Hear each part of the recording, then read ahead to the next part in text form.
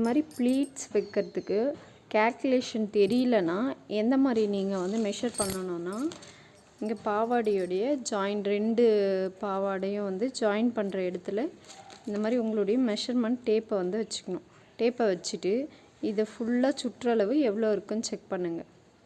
ஃபுல்லாக வந்து எவ்வளோ வருதுன்னு சொல்லிவிட்டு செக் பண்ணிங்கன்னா உங்களுக்கு வந்து கரெக்டாக அந்த ஃபோல்டட் வைக்கிறதுக்கு வந்து மெஷர்மெண்ட் வந்து உங்களுக்கு கிடச்சிரும்.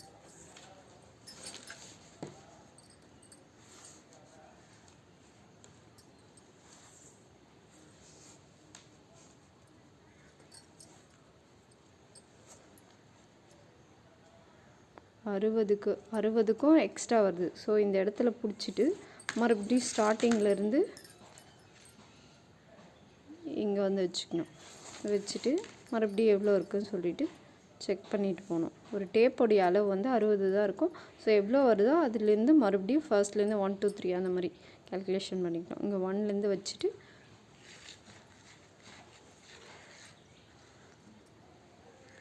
கரெக்டாக நம்மளுக்கு எவ்வளோ இருக்குன்னா அது ஒரு 60 70 74 இருக்குது. 74 இருக்குது.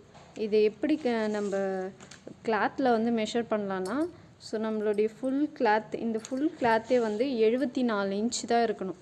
ஓகேங்களா? இது வந்து இன்ச்சஸ். ஸோ 74 இன்ச்சஸ் தான் இருக்கணுமே. ஓகேங்களா?